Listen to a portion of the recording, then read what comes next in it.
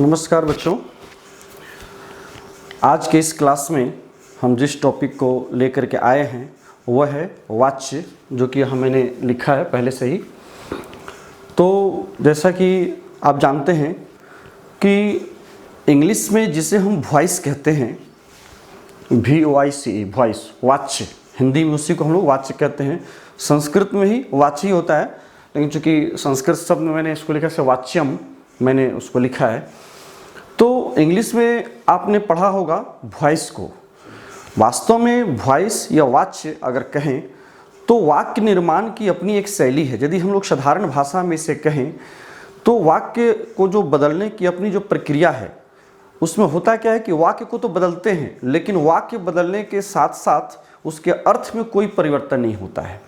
ये सबसे महत्वपूर्ण बात है कि वाक्य तो बदल गया, लेकिन वाक्य बदलने के बाद उसके अर्थ में परिवर्तन न होना, ये बहुत बड़ी बात होती है। और वाच्य में हम लोग यही देखते हैं, आप वॉइस में भी देखते होंगे।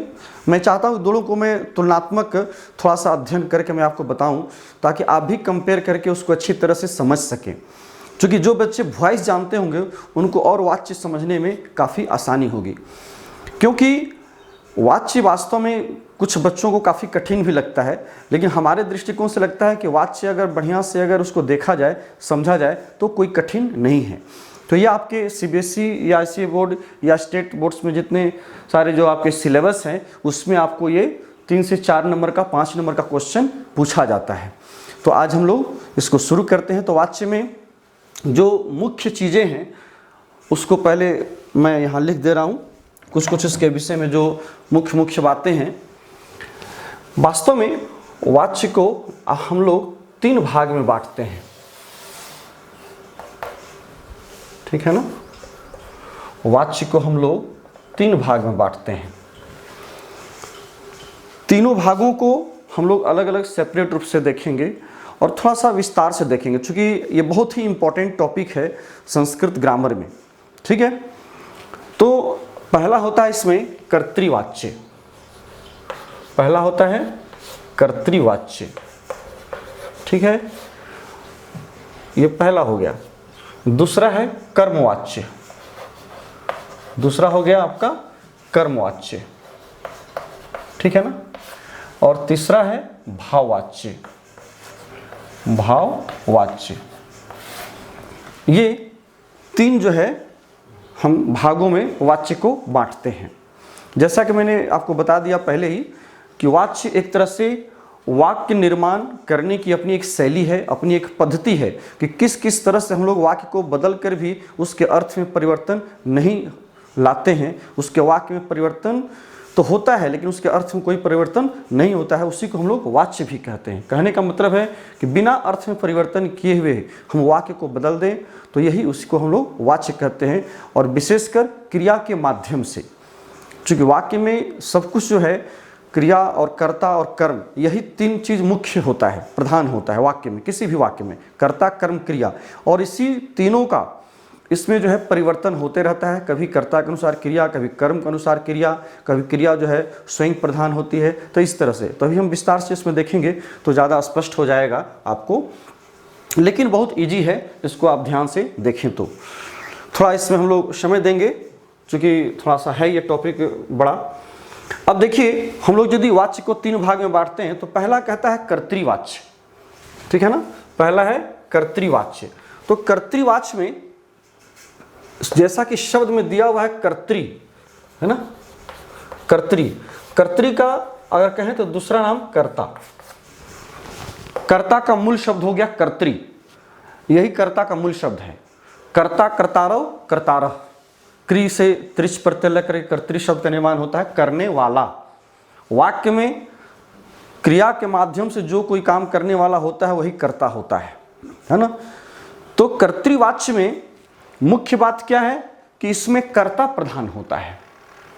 सबसे इसमें जो ध्यान देने योग्य बात है, केवल कर्तृवाच्य में ही नहीं बल्कि जितने सारे वाच्य हैं उनका नामकरण इसलिए पड़ा क्योंकि उस वाच्य में उसकी प्रधानता होती है। उसकी प्रधानता होती है कहने से मतलब क्या है कि यदि कर्तृवाच्य का वाक्य है तो कर्तृवाच्य के वाक्य में कर्तृ प्रधान होगा, मतलब कर्ता प्रधान होगा। कहने का मतलब है कर्ता के अनुसार क्रिया चलेगी, जिसको हम लोग इंग्लिश में एक्टिव वॉइस कहते हैं। Active voice, passive voice. हम लोग इंग्लिश में जो वॉइस की यदि हम लोग यदि तुलना करें इससे, तो वहाँ क्या होता है, हम लोग वॉइस को दो भाग वहाँ भी बांटते हैं, एक एक्टिव एक पैसिव। तो एक्टिव में क्या होता है, क्रिया जो है सब्जेक्ट के अनुसार, वर्ब जो है सब्जेक्ट के अनुसार वहाँ होता है। और कर्मवाची में पैसिव जो होता है, पैसिव में क्या होता है, वहाँ जो है क्रिया ऑब्जेक्ट पर डिपेंड करती है, कर्म पर। ठीक है, मतलब कर्म के अनुसार वहाँ क्रिया का संचालन किया जाता है। क्रिया का V3 करके फिर उसमें बाय लगा करके हम लोग वाक्य का निर्माण करते हैं, जो कि सारा क्रिया का जितना दारो मदार है, क्रिया का जो कुछ संबंध होता है वो डायरेक्ट ऑब्जेक्ट से होता है, न कि सब्जेक्ट से होता है। ठीक यहाँ भी वही बात है। आप यदि देखें इसे ध्यान से, तो कर्तृवाच्य में इसमें भी वही कर्ता प्रधान होता है, मतलब कर्ता के अनुसार क्रिया चलती है, मतलब क्रिया का सीधा संबंध जो है वो कर्ता के साथ होता है। कर्मवाच्य में क्या होता है, कर्म प्रधान होता है, मतलब इसके वाक्य को यदि आप देखें तो इसमें कर्म प्रधान होता है, मतलब कर्म के अनुसार क्रिया होती है। ठीक है, इसमें कर्ता के अनुसार क्रिया नहीं होगी, इसमें कर्म प्रधान हो जाता है। और भाववाच्य में क्रिया ही खुद प्रधान होती है, इसमें कर्ता या कर्म प्रधान नहीं होता है। प्रधान कहने से मतलब ऑल इन ऑल उस वाक्य में वही होता है और उसी के अनुसार क्रिया चलती है। किसी भी वाक्य में कोई भी पद प्रधान होने का तात्पर्य यह है कि उसके अनुसार क्रिया चलती है। कर्तृवाच्य में कर्ता प्रधान है, मतलब कर्ता में प्रथमा व्यक्ति लगी हुई रहेगी और इसलिए वो प्रधान हुआ और उसके अनुसार क्रिया चलती है। कर्मवाच्य में भी कर्म प्रधान होता है, मतलब कर्म में प्रथमा व्यक्ति लगेगी। एक तरह से कहें तो थोड़ा देर के लिए तो कर्म जो है कर्ता का रूप धारण कर लेता है। जिस तरह से कि कर्ता में प्रथमा व्यक्ति लगती है, उसी प्रकार से कर्म में भी प्रथमा व्यक्ति लग जाती है। और यही कारण है कि क्रिया जो है वो कर्म के अनुसार चलने लगती है। क्रिया ये समझती है कि मेरा कर्ता कर्म है, चूंकि कर्म में प्रथमा व्यक्ति होती है, तो इसलिए यहाँ भी कर्म के अनुसार क्रिया चलने लगती है। भाववाच्य में कर्म नहीं होता है, ये ध्यान देने की बात है।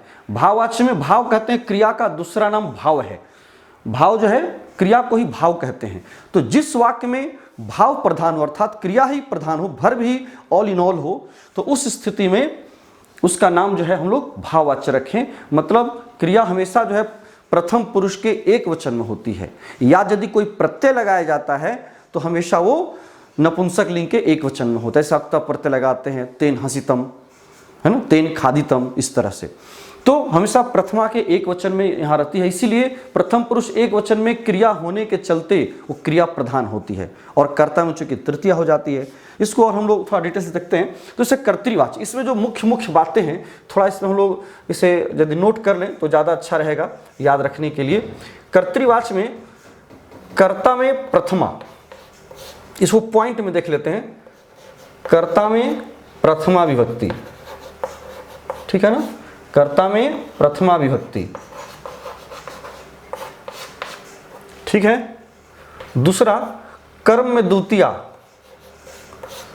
कर्म में द्वितीया विभक्ति, हमेशा कर्म में द्वितीया विभक्ति, है ना।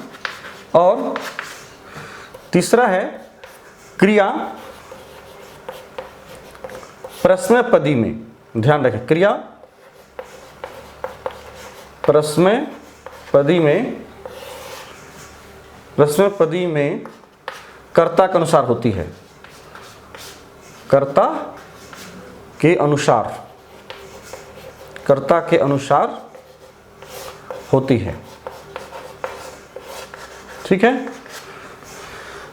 ये ध्यान देने की बात है कि कर्तृवाच्य में कर्ता जो है प्रश्नपदी में होती है, लेकिन जो इसका कई बार ऐसा भी होता है कि आत्मनेपदी का भी यदि रूप चलता है, लेकिन है क्या कि आत्मनेपदी का रूप जो होता है वो ओरिजिनल आत्मनेपदी। कहने का मतलब जब हम वाच्य पढ़ते हैं तो वाच्य में जो आत्मनेपदी का जो रूप बनाया जाता है उसमें यक प्रत्यय लगा करके बनाया जाता है, उसकी चर्चा भी हम लोग करेंगे, ठीक है। तो मुख्यतः जो है प्रश्न पद में ये कहीं कहीं आत्मनेपदी भी मिलता है, लेकिन अधिकतर जो है आपको प्रश्न पद में इसका क्रिया जो है इसमें होती है। तो और इसमें एक चौथा पॉइंट देखें तो इसमें कर्ता प्रधान होता है। कर्ता में प्रथमा व्यक्ति होने का मतलब है कि कर्ता प्रधान होता है ना, कर्ता प्रधान होता है। ठीक है। जैसे हम किसी एक उदाहरण को लेते हैं, सह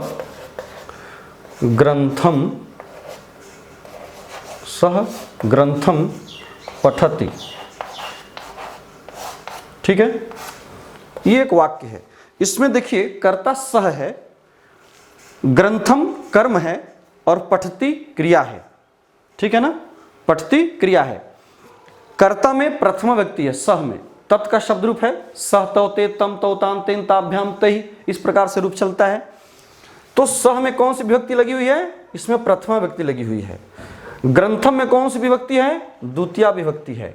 और पठति जो क्रिया है वो किसके अनुसार है, ये कर्ता के अनुसार है ना। ये विभक्ति है प्रथमा व्यक्ति, इसमें द्वितीया व्यक्ति, और क्रिया जो है वो परस्मैपदी में है और कर्ता सह के अनुसार ये यहाँ पर पठति क्रिया हुई, मतलब कर्ता के अनुसार यहाँ क्रिया हुई। एक छोटा सा वाक्य मैंने आपको दिया है।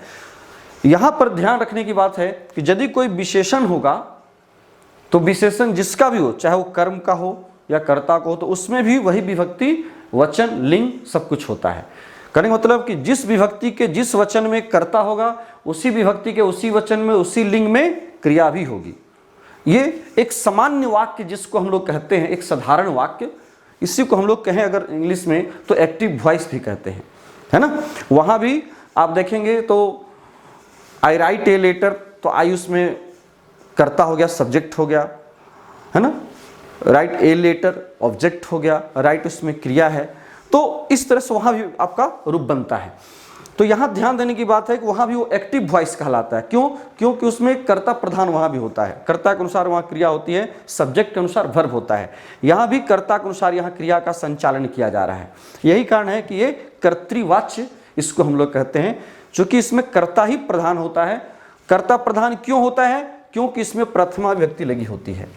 और वैसे भी आप जानते हैं कि प्रथमा व्यक्ति जिसमें लग जाती है वही वाक्य में कर्ता भी होता है।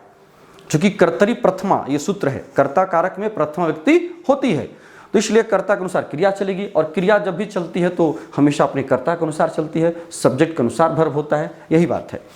तो ये जो है आपको कर्तृवाच्य में ये बातें हैं। अब चलिए हम देखते हैं कर्मवाच्य को, इसको थोड़ा सा अलग करते हैं। कर्मवाच्य की यदि बात करें तो इसमें यदि पहला पॉइंट लें तो कर्म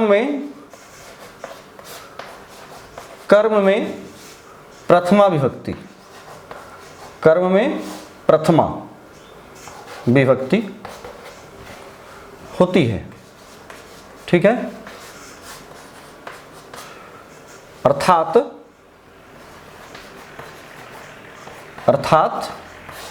कर्म प्रधान होता है, अर्थात कर्म प्रधान होता है। अभी हम लोग इस भाववाच्य को हटा देते हैं, जब इसकी चर्चा करेंगे तब लिखेंगे। अभी जो बातें हम लोग देख रहे हैं सिर्फ कर्मवाच्य का देख रहे हैं, थोड़ा जगह का कमी है यहाँ। तो कर्म में प्रथमा व्यक्ति होती है अर्थात कर्म प्रधान होता है। यहाँ विभक्ति को पूरा लिख देते हैं, कर्म अर्थात कर्म प्रधान होता है। दूसरी बात इसमें यदि देखें तो इसका जो कर्ता होता है, कर्ता में तृतीया विभक्ति होती है।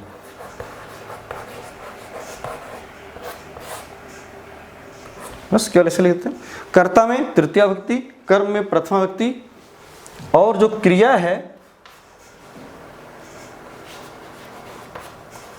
क्रिया कर्मवाच्य वाले रूप में, कर्मवाच्य वाले रूप में। तो कर्मवाच्य वाला रूप क्या होता है? कर्मवाच्य वाला रूप कहने से मतलब है कि मूल धातु में, है ना, मूल धातु में यक प्रत्यय, यक में य बचता है, य लगाकर हम लोग कर्मवाच्य का रूप बनाते हैं। क्रिया कर्मवाच्य वाले रूप में, है ना,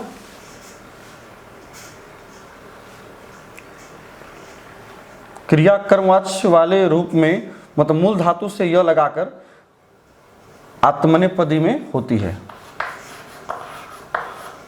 आत्मनेपदी वाले रूप में कर्म के अनुसार चलती है ना, कर्म के अनुसार चलती है। कहने का मतलब है जिस विभक्ति वचन लिंग में या पुरुष में कर्म होगा उसी में क्रिया भी होगी, उसी के अनुसार क्रिया होगी। ठीक है, अनुसार चलती है। ठीक है ना, ये इसमें मुख्य बात है। कहा कि कर्म में प्रथमा विभक्ति होती है अर्थात कर्म प्रधान होता है। स्वाभाविक है कि वाक्य में यदि कर्म प्रधान हो गया तो कर्म में प्रथमा विभक्ति ही होगी, इसलिए उसको प्रधान कहा गया। और यही कारण है कि जब प्रधान हो जाएगा अर्थात जब कर्म में प्रथमा विभक्ति जब लग जाएगी तो उसी के अनुसार हम लोग क्रिया को चलाना शुरू कर देते हैं वाक्य में। कर्ता में तृतीया विभक्ति, इसका जो कर्ता होगा उसमें तृतीया विभक्ति होगी और क्रिया कर्मवाच्य वाले रूप में अर्थात मूल धातु से य लगा करके उसको हम लोग कर्मवाच्य वाला रूप बनाते हैं। वो कैसे बनाएंगे अभी जब हम लोग जब उदाहरण को देखेंगे तो ज़्यादा स्पष्ट हो जाएगा। तो आत्मनेपदी वाले रूप में कर्म के अनुसार चलती है, जो कि क्रिया है, जो कि कर्म इसमें प्रधान हो जाता है, उसमें प्रथम व्यक्ति लग जाती है, इसीलिए कर्म के अनुसार कर्मवाच्य में कर्म के अनुसार फिर क्रिया होने लगती है। अब देखें इसी को हम लोग बदलते हैं कर्मवाच्य में। तो इसी को यदि हम कर्मवाच्य में बदलते हैं तो क्या होगा, क्या कहा कि कर्म में प्रथमा और कर्ता में तृतीया। ये देखिए कर्ता में तृतीया व्यक्ति, तो सह में प्रथमा व्यक्ति है तो इसमें हम क्या करेंगे, तृतीया लगाएंगे। तो तृतीया लगाएंगे तो क्या हो जाएगा, सह तौ ते तम तौ तान तेन ताभ्याम तैह। तो तेन हो जाता है, तृतीया के एक वचन में हो जाएगा तेन, तेन। ठीक है, न पूरा। तो तेन, अब देखिए ग्रंथम में द्वितीया विभक्ति लगी है, मतलब ग्रंथम इसमें कर्म है, वह ग्रंथ को पढ़ता है। वह किसको पढ़ता है, वह ग्रंथ को पढ़ता है। वह मतलब XYZ कोई भी करता है कार्य। ठीक है ना, संज्ञा है तो यहाँ पर तो एक्चुअली सर्वनाम प्रयोग किया गया है, संज्ञा भी हो सकता है, सह के जगह पर रामः भी हो सकता है। यदि रामः रहेगा तो रामः में तृतीया लगा देंगे तो रामेण हो जाएगा। अगर सीता है या लता है तो उसमें तृतीया लगा देंगे तो लतया हो जाएगा। मतलब कर्ता की जगह पर जो भी रहेगा उसमें हम तृतीया विभक्ति लगा देंगे, चाहे वो पुल्लिंग हो या स्त्रीलिंग हो या नपुंसकलिंग हो, कोई भी रूप हो। ठीक है, तो यहाँ जो है स है तभी हमने सिर्फ स को बदला है, उसमें तृतीया विभक्ति हमने लगाई तो हो गया सह का तेन। इसी तरह से अब ग्रंथम में देखिए द्वितीया विभक्ति है तो कर्मवाच्य में क्या कहा, कर्म में प्रथमा विभक्ति लगेगी। ये चूंकि कर्तृवाच्य था इसलिए यहाँ पर इसके नियम कर्म में द्वितीया विभक्ति हुई, चूंकि कर्तृवाच्य है। ठीक है ना, इसमें कर्ता प्रधान है, कर्म प्रधान नहीं है, जबकि इस कर्मवाच्य में कर्म की प्रधानता होती है। तो यही कारण है कि कर्म प्रधान होने के कारण कर्म में हम प्रथमा विभक्ति लगाते हैं। तो कर्म में प्रथमा लगाएं तो यहाँ ग्रंथम है तो ग्रंथम का कर्ता रूप क्या हो जाएगा, ग्रंथः, मतलब प्रथमा विभक्ति लगा देंगे तो हो जाएगा इसमें ग्रंथः। ठीक है, चूंकि ये ग्रंथम जो है एक वचन में है, अगर ग्रंथम नहीं रखे ग्रंथान रहता तब फिर यहाँ पर हम लोग ग्रंथा नहीं करते, इसको क्या करते, ग्रंथाह कर देते। मतलब प्रथमा व्यक्ति तो लगाते लेकिन उसको बहुवचन में लेकर के चले जाते। क्यों, क्योंकि कर्म उस समय ग्रंथान द्वितीया के बहुवचन में था, माने होने पर, अभी है नहीं, अभी तो प्रथमा व्यक्ति के एक वचन में है। जैसे बालकः बालकौ बालकाः तो बालकम होता है द्वितीया के एक वचन में, तो यहाँ भी देखिए ग्रंथ जो है बालक की तरह रूप चला, अकारांत शब्द है। तो यहाँ जो है आपको ग्रंथम ग्रंथ ग्रंथौ ग्रंथा ग्रंथम ग्रंथौ ग्रंथान, इस तरह से बालक की तरह ग्रंथ का भी रूप चलेगा। तो यहाँ पर द्वितीया लग गई तो यहाँ पर हम क्या किए, प्रथमा दे दिए, क्योंकि कर्मवाच्य हम बना रहे हैं इसलिए कर्म में प्रथमा होना जरूरी है, तब न इसकी प्रधानता होगी। जब तक इसमें प्रथमा व्यक्ति आप नहीं लगाएंगे तो इसकी प्रधानता नहीं होगी, और जब इसमें कर्म की प्रधानता नहीं होगी तो फिर क्रिया जो है कर्म के अनुसार कैसे चल सकती है, नहीं चल सकती है। इसलिए क्रिया को इसके अनुसार चलाने के लिए इसमें प्रथमा व्यक्ति का होना जरूरी है। तो तेन ग्रंथ, अब देखिए पठते, जो मैंने यहाँ आपको लिखा है क्रिया कर्मवाच्य वाले रूप में, मतलब कर्मवाच्य वाला रूप कैसे बनाते हैं, तो यहाँ मैंने आपको सिर्फ इंडिकेट कर दिया है कि मूल धातु में य लगाकर हम लोग कर्मवाच्य का रूप बनाते हैं। आप देखिएगा कि जब वॉइस पढ़ते हैं तो वहाँ भी हम लोग क्रिया को अर्थात वर्ब को V3 अर्थात क्रिया के तीसरे रूप में लेकर के चले जाते हैं। ठीक है ना। वहाँ भी आप देखेंगे यदि आप पैसिव वॉइस जैसे आप बनाने लगते हैं, एक्टिव से पैसिव में जब आप चेंज करते हैं तो वहाँ भी वर्ब को, सब्जेक्ट को तो आप ऑब्जेक्ट बना देते हैं और फिर क्या करते हैं, वर्ब में हम लोग V3 ले जाते हैं, मतलब वर्ब का तीसरा रूप। मतलब यदि राइट अगर वर्ब है तो राइट रोट रिटन, तो वहाँ रिटर्न करते हैं, वर्ब के तीसरे रूप में ले जाते हैं। क्यों? क्योंकि उसके अनुसार यदि क्रिया को नहीं बदलेंगे तो वाक्य को आप सही नहीं बना सकते हैं। वो एक प्रक्रिया है, वाक्य की शैली है। तो यही कारण है कि यहाँ भी हम लोग क्या करते हैं, क्रिया को आत्मनेपदी वाला रूप में देते हैं, तभी जो है वाक्य कर्ता के अनुसार सही रूप से अरेंज होता है। ठीक है। तो यहाँ पर पठती को हम लोग य लगा करके कैसे बनाएंगे, ये देखिए, ये रूप जब बनेगा हो जाएगा पठ्यते, ये रूप हो गया। तेन ग्रंथः पठ्यते, यहां पर क्या था, पठती क्रिया थी, तो पठती किसके अनुसार था, सह के अनुसार था। जबकि यहां जो है तेन ग्रंथः पठ्यते, अब जो पठ्यते आप देख रहे हैं, ये जो पठ्यते है ये कैसे बना, जरा इस पर ध्यान देने की बात है। जो मैंने कहा है कि क्रिया कर्मवाच्य वाले रूप में, तो कर्मवाच्य में कोई भी आप क्रिया ले लें, जैसे कि यहाँ पर पठ है, तो पठ ये मूल धातु हो गया है ना, ठ में हलंत होगा, ये मूल धातु हो गया, और मूल धातु से हमने क्या लगाया, य लगा दिया। वास्तव में यक प्रत्यय है, ये यक प्रत्यय है, तो यक का क उड़ जाता तो सिर्फ य ही बचता है, तो यह है। तो य के बाद हमने फिर क्या लगाया, आत्मनेपदी का जो प्रत्यय है, ते ते अंते, सेवते सेवेते सेवंते, ते ते अंते आत्मनेपदी का प्रत्यय है, तीत हंती प्रश्नपदी का लट लकार का, दोनों का दोनों रूप जो है लट लकार के भी हम बात कर रहे हैं वर्तमान काल में। तो पट से यक लक मतलब य बचा, य लगा, और यहाँ पर आत्मनेपदी का जो प्रत्यय है ते, एक वचन में दे रहे हैं इसलिए ते लगाएंगे, क्योंकि ग्रंथा एक वचन में है। अगर ग्रंथा रहता बहुवचन में तो यहाँ पर फिर पठ्यते नहीं होता, फिर पठ्यन्ते हो जाता, बहुवचन की यहाँ क्रिया लगाते। लेकिन यह जो है हर धातु के साथ लग करके अब ये मूल धातु बन जाएगा। कर्मवाच्य वाला रूप बनाने के लिए पठ से य लगा करके, मतलब कहने का मतलब ये है कि यहाँ से यहाँ तक प आधा ठ य, ये मूल धातु होगा। अब इसके साथ जो है ते ते अंते आप लगाते चले जाइए, जो भी रूप बनाना है उस रूप को आप बना सकते हैं।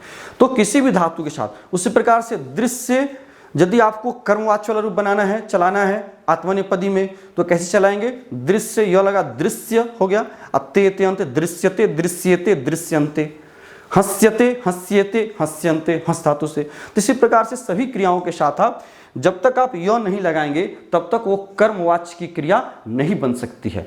कर्मवाच्य की क्रिया को बनाने के लिए जरूरी है कि मूल धातु के साथ आपको य लगाना परम आवश्यक है, नहीं तो वो रूप गलत हो जाएगा। ठीक है। इसलिए यहाँ पर जो है ये मूल धातु पठ में ठ में हलंत है, य लगा, और रूप जब चलाए तो ते हो गया, तो हो गया पठ्यते, इस तरह से। तो यही यहाँ पर हमने लिखा है पठ्यते। ठीक है। तो यहाँ देखिए क्या दोनों में अंतर आया, यहाँ पर सह ग्रंथम पठती, तो सह का तृतीया भक्ति, सह में हमने तृतीया लगा दी। जैसे ये समझिए कि एक्टिव वॉइस है और ये पैसिव वॉइस है, ये कर्तृवाच्य हो गया, यही कर्मवाच्य है। इसी वाक्य को कर्मवाच्य में हमने बदल दिया।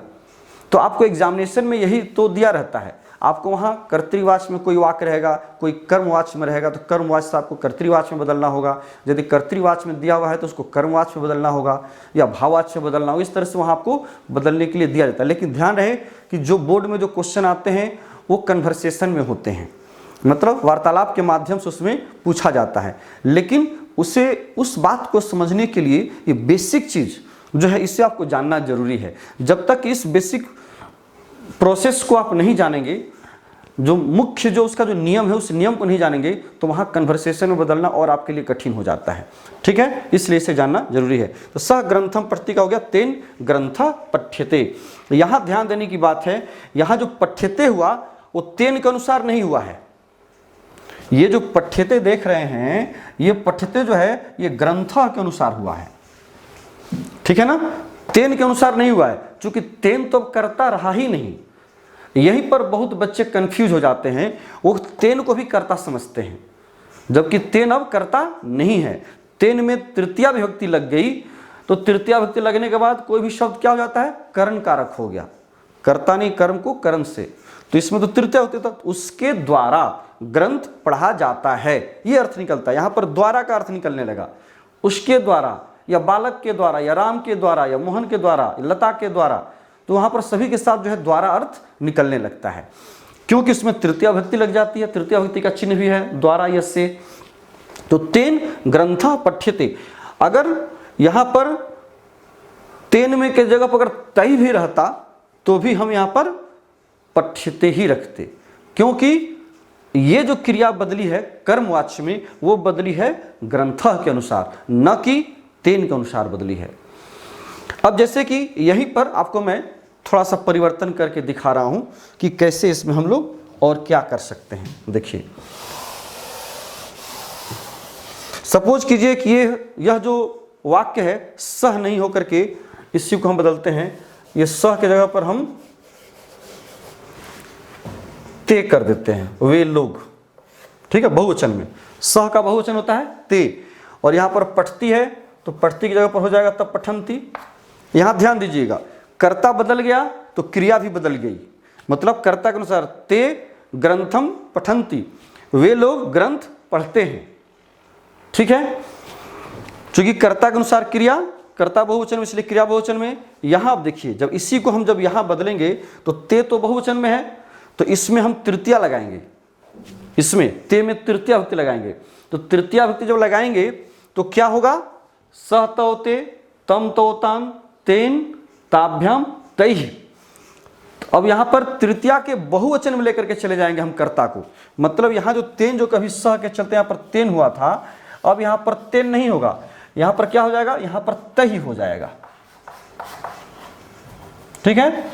यहां पर जो है तही, तो में ऐकार विसर्ग, ठीक है ना, यहां पर तही हो जाएगा, क्योंकि ते जो है वो प्रथमा के बहुवचन में है, तो इसलिए तही जो लगेगा, कर्ता में जो तृतीया लगाएंगे, तृतीया तो लगाएंगे लेकिन वो कहां लगाएंगे, तृतीया के बहुवचन में लेकर के चले जाएंगे। चूंकि यहां भी कर्ता बहुवचन में है, प्रथमा के बहुवचन में है, तो इसलिए तृतीया के बहुवचन में जाएगा। तो यहां पर वो क्या करते हैं, यहां भी पठ्यन्ते देते हैं, चूंकि वो समझते हैं कि इसके अनुसार पठ्यन्ते, इस कर्ता के अनुसार पठ्यन्ते, लेकिन यहां पर एक कर्ता है ही नहीं, बल्कि ये करण कारक है। तृतीया विभक्ति लगने का मतलब कि वो करण कारक हो गया, और क्रिया जब भी चलती है तो अपने कर्ता के अनुसार चलती है, न कि करण के अनुसार क्रिया होती है, ठीक है। ये कंसेप्ट क्लियर करना बहुत जरूरी होता है। ये यदि कंसेप्ट आपका क्लियर नहीं है तो बार बार आपको कंफ्यूजन होगा और आप गलती करते रहेंगे। तो इसलिए इसके अनुसार नहीं होकर के, तो मतलब अब इस वाक्य में देखिए कौन सा ऐसा शब्द है जिसमें कि प्रथमा विभक्ति लगी हुई है, तो ग्रंथ है। ग्रंथ है जिसमें प्रथमा विभक्ति लगी हुई है और एक वचन में है, और यही कारण है कि इसके अनुसार यहां पर पठ्यन्ते नहीं होकर के क्या होगा, पठ्यते हो जाएगा, ठीक है ना। इसके अनुसार ग्रंथ के अनुसार यहां पठ्यते होगा, न कि तय के अनुसार यहां पर पठ्यन्ते होगा। पठ्यन्ते कभी भी नहीं होगा, क्योंकि इसके अनुसार यहां पर कर्मवाच्य है, और कर्मवाच्य में हमेशा कर्म के अनुसार क्रिया होती है, और कर्म जो है यहां पर कर्ता का रूप धारण कर लिया है। मतलब क्रिया को अगर कोई कर्ता दिखाई दे रहा है तो कर्म को वो कर्ता समझ ली है। इस वाक्य में जो क्रिया है वो कर्म को ही कर्ता मान रही है। क्यों? क्योंकि कर्म में प्रथमा विभक्ति लगी हुई है, और जिसमें प्रथमा विभक्ति लग जाए वही कर्ता हो जाता है।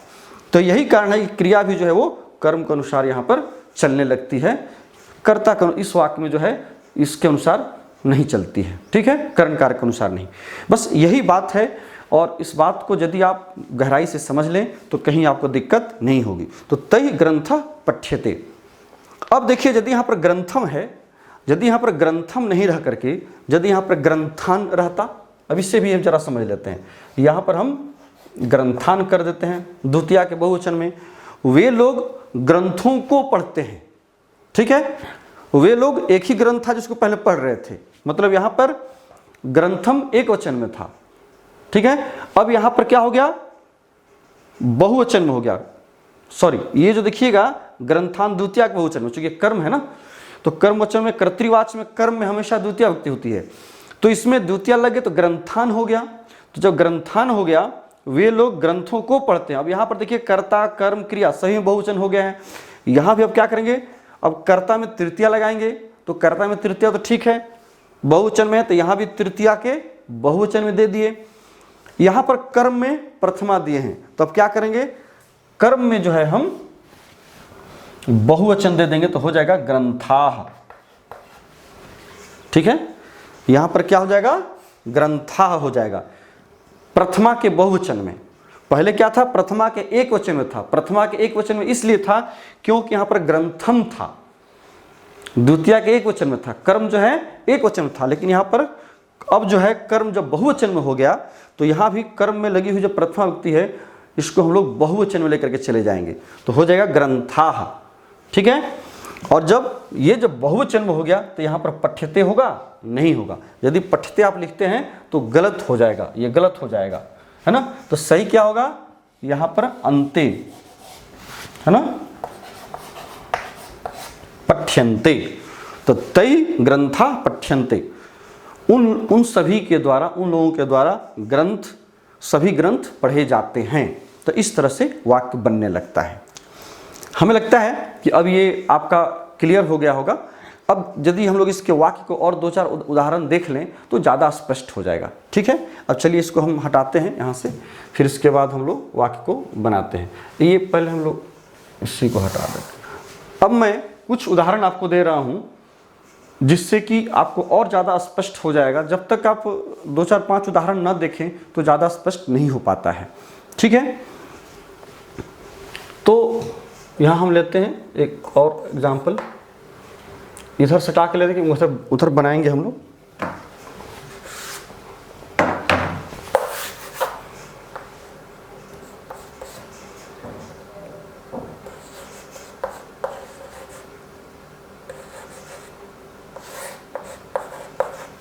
बालकाः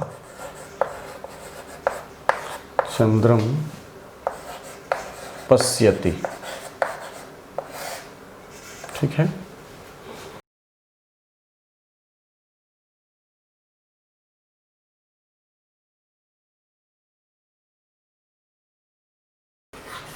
क्रियन्ते। ये 4 वाक्य हैं। ठीक है ना। यदि हम एक एक वाक्यों को यदि देखते चलें, ये कर्तृवाच्य और कर्मवाच्य दोनों में मिला हुआ है।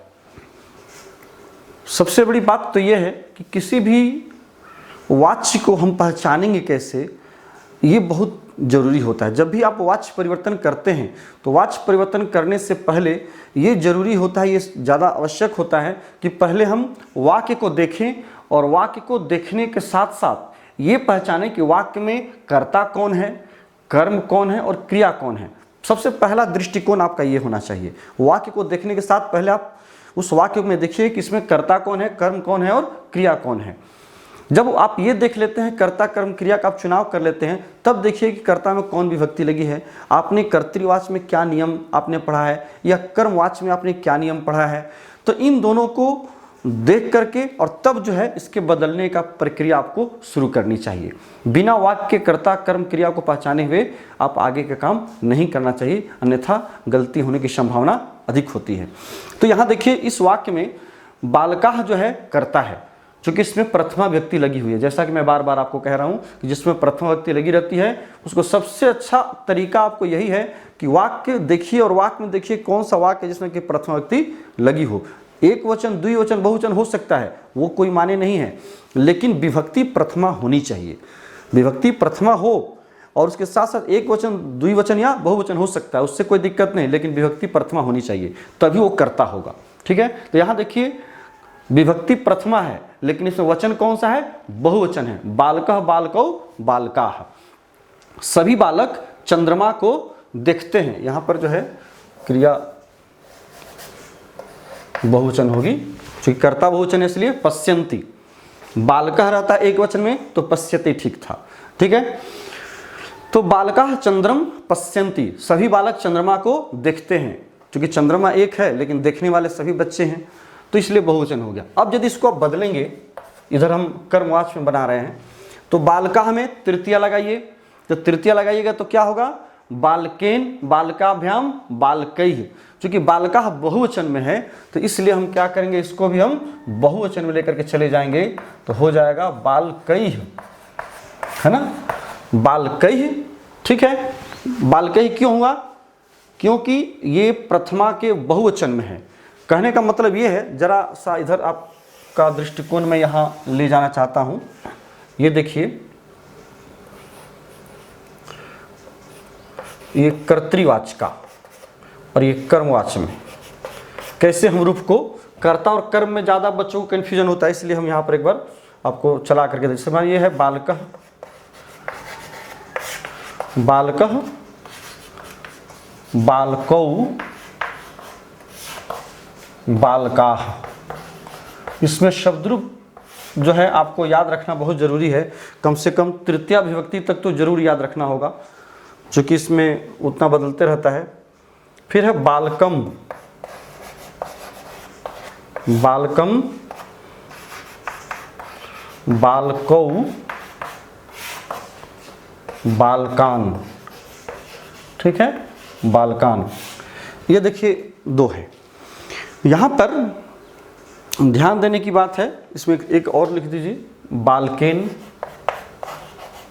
तृतीया तक चला देते हैं, बालकेन,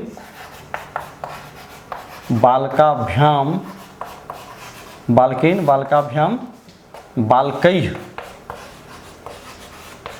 बालकैः, ठीक है। इसको इधर से हटाते हैं, ठीक है।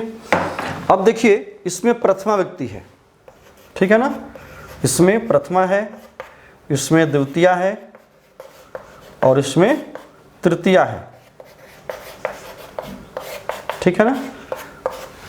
यहाँ पर जो है, अब यहाँ जो हमने बनाया, क्या किया, बालकाः, चूंकि कर्तृवाच्य में है इसलिए कर्ता इसमें प्रधान है। बालकाः के अनुसार क्रिया हुई, इसका मतलब ये हुआ कि कर्ता के अनुसार यहाँ क्रिया चल रही है, मतलब कर्तृवाच्य है। कर्तृवाच्य को हमने पहचान लिया कि कर्तृवाच्य में चूंकि कर्ता प्रधान होता है, कर्ता के अनुसार क्रिया होती है, यही कारण है कि इसमें प्रथम व्यक्ति लगी है और बहुवचन में है, इसलिए इसको हमने बहुवचन में ले गया। और कर्म में द्वितीय व्यक्ति लगी हुई है, यही कर्तृवाच्य का हमने नियम सामान्यतः पढ़ा है। अब जब इसको बदलेंगे तो कर्ता में तृतीया लगाएंगे। जब बदलते समय क्या करेंगे, इसमें कर्ता में तृतीया, तो देखिए इसमें कर्ता में हमने तृतीया लगा दिया। अब देखिए, कर्ता में तृतीया लगाया मतलब क्या, ये तृतीया व्यक्ति है। पहले क्या था, बालकाः था, यहाँ देखिए बालकाः बहुवचन में है, प्रथमा के बालकाः, बालकौ, बालकाः, यहाँ बहुवचन में है। आपको बदलना है किसमें, तृतीया में। तो अब इसका ये तृतीया यहाँ ना है, बालकैः, ये जब बहुवचन में है तो बहुवचन में बदलेगा। यदि ये बालकौ द्विवचन रहता तो बालकाभ्याम द्विवचन में बदलता, यदि बालकः रहता तब फिर बालकेन बदलता एक वचन में। मतलब जिस विभक्ति के जिस वचन में रहेगा उसी विभक्ति के उसी वचन में आपको उधर भी बदलते जाना होगा, ये ध्यान रखना है। तो कर्ता को हमने क्या किया, इसलिए जब कर्ता में तृतीया विभक्ति हमने लगाई तो बालकाः के लिए हमने बालकैः कर दिया, तो बालकैः हो गया।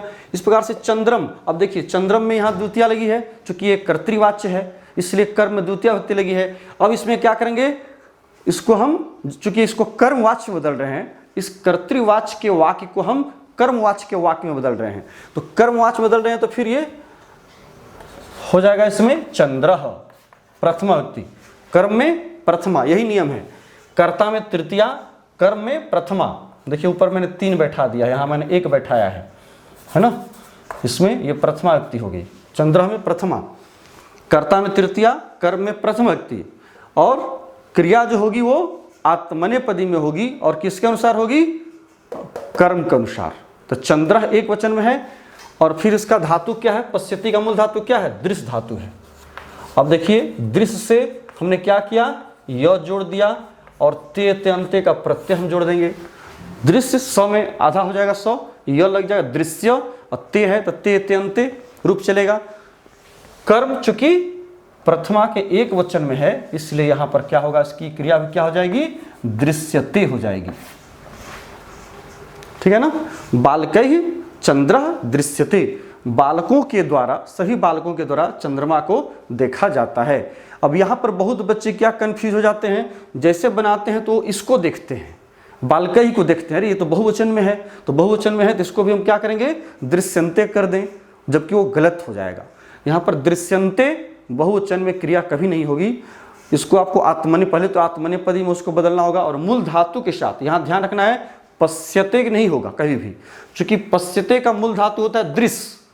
दृश्य धातु का जब रूप चलता है लट लकार में तो पश्यति, पश्यता, पश्यन्ति होता है। लेकिन जब भी ये आत्मनेपदी का कर्मवाच्य वाला जब भी आप रूप बदलिएगा क्रिया में, तो वो मूल धातु से य लगेगा और वही रूप यहाँ चलता है। कभी भी चलने वाले रूप से य आपको नहीं लगाना है, ठीक है ना। इस बात को दिमाग में अच्छी तरह से बैठा के रखना है। चलने वाले रूप से नहीं, मूल धातु से य प्रत्यय लगा करके और फिर ते तेंते जो प्रत्यय उसको जोड़ते हैं। तो चंद्रा दृश्यते, तो चंद्रा चूंकि एक वचन में इसलिए दृश्यते हो गया। अगर यहाँ पर चंद्रा रहता तब यहाँ पर दृश्यंते हो जाता। हो सकता है बहुत सारा चंद्रमा है, वैसा होता नहीं है हालांकि, तो यहाँ पर फिर बहुवचन दृश्यंते हो जाता, ठीक है। इसी प्रकार से दूसरा देखिए अहम है, तो अहम का तृतीया एक वचन हो चुकी, अहम प्रथमा के एक वचन में है। अस्मत् का शब्द रूप है अहम अवाम वयम, माम अवाम अस्मान, मया अवाभ्यम अस्माभि, इस तरह से इसका सातों विभक्तियों में रूप चलता है। तो इसमें आपको तृतीया लगाना है तो हो जाएगा मया, ठीक है ना। अहम में तृतीया लगा दिए तो हो गया मया, जैसे कि यहाँ पर था ना, तो इसी जगह पर अहम अवाम वयम, माम अवाम अस्मान, मया अवाभ्याम अस्माभि। तो चूंकि अहम एक वचन में है तो उसका भी तृतीया हम देंगे तो हो जाएगा मया, अहम का मया, तो मया तृतीया हो गई। फिर बालकम में देखिए द्वितीया विभक्ति लगी हुई है, ठीक है ना, और एक वचन में है। तो यहाँ क्या करेंगे, हम इसको प्रथमा के एक वचन में लेकर के चलाएंगे, हो जाएगा बालकः। बालकम में प्रथमा लगा देंगे तो हो जाएगा बालकः। देखिए यहाँ पर ये कर्म है, तो कर्म में बालकम था तो इसका प्रथमा एक वचन में हो गया बालकः। यही तीन चीज तो बदलता है। कर्ता को जब कर्ता का जब कर्मवाचक में जाएगा तो कर्ता में तृतीया लगाएंगे तो कर्ता का तृतीय रूप, और जब कर्म रहेगा तो कर्म में जो द्वितीय है उसको प्रथमा, उसके जस्ट ऊपर वाला, ठीक उसके ऊपर वाला रूप में आपको बदल देना है, या ऊपर वाला रहेगा तो उसके नीचे वाला बदल देना है, जैसा वहाँ नियम कहता है। तो यहाँ फिर क्या है, अब बालकम है तो देखिए यहाँ बालकम दिया हुआ है, तो फिर क्या करेंगे, इसको प्रथमा के एक वचन में ले जाएंगे तो हो जाएगा बालकः। चूंकि एक वचन में है तो ये भी एक वचन में दे देंगे। और यहाँ क्या है, वदामी, ठीक है, वद धातु का रूप है, तो वद धातु का रूप है वदामी। तो फिर यहाँ पर हम क्या कर देंगे, वदामी का उद्यते, मया बालकः उद्यते, ये होगा। यहाँ ये ध्यान देना है कि वद का जो रूप चलता है वो कर्मवाच्य में वो जो है उ में उसका संप्रसारण हो जाता है, तो इसलिए यहाँ पर वो जो है उ में होकर के तो उद्यते हो जाता है, कहा जाता है, मेरे द्वारा बालक को कहा जाता है। मया बालकः उद्यते, वदते वदती वदतः वदन्ति, सामान्यतः जो उसका जो रूप है चलता है, जैसे उसको कर्मवाच्य में बदलिएगा तो उद्यते हो जाता है। तो यहाँ देखिए वदामी, यहाँ अहम के अनुसार यहाँ वदामी हुआ था, ठीक है ना। अहम उत्तम पुरुष एक वचन में तो क्रिया यहाँ पर कर्ता के अनुसार क्रिया हो गई वदामी, लेकिन यहाँ पर क्रिया किसके अनुसार हुई, बालकः के अनुसार। चूंकि मया अब कर्ता नहीं रह गया, चूंकि उसमें तृतीया विभक्ति लग गई, ये करण कारक हो गया, इसलिए अब ये इसके अनुसार क्रिया नहीं होगी। जब भी अब क्रिया हुई तो इसके अनुसार हुई, ठीक है ना। अगर यहाँ पर बालकाः रहता तो यहाँ पर फिर उद्यन्ते हो जाता, ठीक है। इसी तरह से तीसरा उदाहरण देखिए, त्वया भोजनम खाद्यते। त्वया, अब ये आप कर्ता को इसमें देखिए कौन सा है, अब देखिए कर्ता ये है, लेकिन इसमें तृतीया विभक्ति लगी हुई है। कहने का मतलब है कि जैसे ही कर्ता में तृतीया विभक्ति आपको नजर आए तो मतलब समझ लीजिए कि वो कर्मवाच्य वाला वाक्य है, और कर्मवाच्य में हमेशा कर्ता में तृतीया होती है और कर्म में प्रथमा होती है, और क्रिया जो है वो आत्मनेपदी में होती है और अपने कर्म के अनुसार उसका रूप होता है। तो यहाँ देखिए त्वया का, अब यदि हम अब चूंकि वो कर्मवाच्य में है, ये वाक्य जो है ये कर्मवाच्य में है, तो इसको हम किस वाच्य में बदलेंगे, कर्तृवाच्य में बदलेंगे। तो जब कर्तृवाच्य में इसको बदलेंगे तो कर्तृवाच्य के नियम को याद कीजिए। कर्तृवाच्य में क्या होता है, कर्ता में प्रथमा व्यक्ति होती है, तो कर्ता में प्रथमा व्यक्ति मतलब त्वया में तृतीया है, तो इसका प्रथमा व्यक्ति क्या होगा, त्वया किसका रूप है, जुष्मत शब्द का, त्वम युवाम यूयम। त्वया जो है आपका जुष्मत का तृतीया एक वचन है, तो मतलब प्रथमा के एक वचन में लेकर के चले जाएंगे तो हो जाएगा त्वम, त्वया का हो जाएगा त्वम, ठीक है ना, जुष्मत शब्द रूप, त्वम युवाम यूयम, त्वाम युवाम युष्मान त्वया, प्रथमा के एक वचन में। तो यहाँ भी हम क्या करेंगे, त्वम को प्रथमा के एक वचन में लेकर चलेंगे। जैसे कि यहाँ पर देखिए बालकः में हम लोग बालकः का बालकेन और बालकेन का बालकः किए थे। तो इस प्रकार से ये जो त्वया हुआ है वो जुष्मत के तृतीया इस स्थान पर रहता है त्वया, और त्वम रहता है प्रथमा के एक वचन के स्थान पर, तो इसलिए त्वम हो गया। अब भोजनम है तो त्वम, अब भोजनम शब्द नपुंसक लिंग है, भोजनम भोजनी भोजनानी, तो प्रथमा और द्वितीय दोनों में एक ही रूप होता है, सेम रूप होता है, तो इसलिए भोजनम का यहाँ भोजनम ही हो जाएगा। ठीक है, भोजनम का भोजनम ही हो जाएगा। और खाद्यते हैं तो अब क्या है, ये आप कर्तृवाच्य में बदल रहे हैं, ये आपको ध्यान रखना है। इसलिए कर्म में अब द्वितीय विभक्ति हो गई है, कर्ता यहाँ क्या है, त्वम है, तो क्रिया इसके अनुसार नहीं होगी, किसके अनुसार होगी, कर्ता के अनुसार, मतलब त्वम के अनुसार क्रिया होगी। तो यहाँ पर आपको ध्यान देना होगा कि खाद्यते का मूल धातु क्या है, खाद्य धातु है, और इसका जब यहाँ रूप चलाएंगे तो प्रश्न पदी में चलाएंगे और त्वम के अनुसार इसके विभक्ति का निर्धारण करेंगे, क्रिया का निर्धारण करेंगे। तो हो गया त्वम के अनुसार क्या हो जाएगा, खादसी, खादसी, सी हो जाएगा। मध्यम पुरुष एक वचन का, चूंकि कर्ता क्या है, मध्यम पुरुष एक वचन का होता है। त्वम का सह तौते त्वम युवाम यूयम, है ना, अहम अवाम वयम, ये जो कर्ता का जो रूप मैंने आपको शुरू में पिछली वीडियो मैंने बताया था कि किस तरह से कर्ता और क्रिया का संबंध हम लोग वाक्य बनाते हैं, तो होता है उस तरह से। तो यहाँ त्वम के अनुसार सी, यदि यहाँ पर सह रहता तो खादती ती हो जाता। तो यहाँ पर त्वम है इसलिए मध्यम पुरुष एक वचन का कर्ता है, इसलिए क्रिया भी मध्यम पुरुष एक वचन की हो गई और कर्ता के अनुसार हुई। ये सबसे इंपॉर्टेंट है, क्योंकि एक कर्तृवाच्य में आप बदल रहे हैं, कर्मवाच्य को आप कर्तृवाच्य में, यदि कर्मवाच्य में कोई वाक्य दिया हुआ रहेगा तो आपको कर्तृवाच्य में बदलना है, यदि कर्तृवाच्य में दिया हुआ रहेगा तो आपको कर्मवाच्य में बदलते हैं। यही आप इंग्लिश में भी करते हैं, यदि एक्टिव वॉइस में तो उसको पैसिव में बदलते हैं, और यदि पैसिव में दिया हुआ होता है तो उसको एक्टिव वॉइस में बदलते हैं। तो त्वम भोजनम खादसी, तो यहाँ चूंकि भोजनम में प्रथम व्यक्ति है, प्रथमा द्वितीय में एक ही रूप होता है, और त्वम के अनुसार खादसी हो गया। अब चलिए नेक्स्ट देखिए, लतया कार्यानि क्रियन्ते, ठीक है ना। अब यहाँ पर लतया का मूल शब्द क्या है, लता है। लता के तृतीया एक वचन में लतया, जैसे कैसे बालकेन हो गया, बालक का तृतीया बालकेन, उस प्रकार से यदि लता का रूप चलाइएगा तो कैसे चलता है, लता लते लता, नहीं, इसका यदि लता लते लता है ना, लताम लताम लते लताह लताह, लतया, ये देखिए ये है तृतीय वचन में, लतया लताभ्याम लताभ्याम लताभि लताभि, ये है। तो यहाँ देखिए लता प्रथमा के एक वचन में है, और चूंकि कर्मवाच्य में ये वाक्य है, कैसे हमें पता चल रहा है कि ये वाक्य कर्मवाच्य में है, क्योंकि देखिए कर्ता में तृतीया है, लतया है, ठीक है। तब इसको क्या करेंगे, इसको हम कर्तृवाच्य में बदलेंगे। तो कर्तृवाच्य में बदलेंगे तो क्या करेंगे, जो इसमें तृतीया लगी हुई है, इस तृतीया में हम प्रथमा व्यक्ति लगा देंगे, तब ये कर्ता बनेगा। तो चलिए इसमें प्रथमा लगाते हैं, तो हो गया लता। देखिए यहाँ लतया तृतीया व्यक्ति लगी हुई है, तृतीया में लतया है, इसको जब प्रथमा बदलेंगे तो प्रथमा में लता हो गया। अगर यही लतया लता भी रहता तो फिर लता नहीं लिखते, इसका बहुवचन लताह लिखते, ठीक है।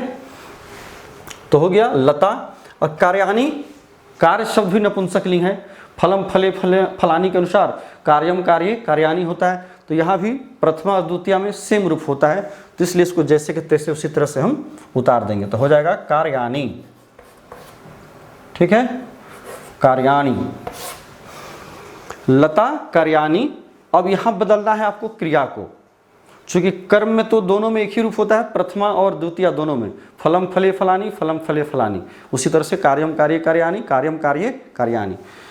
तो ये प्रथमा में भी हो गया। और क्रियन्ते जो है वो क्रि धातु का रूप है, क्रि मतलब करना।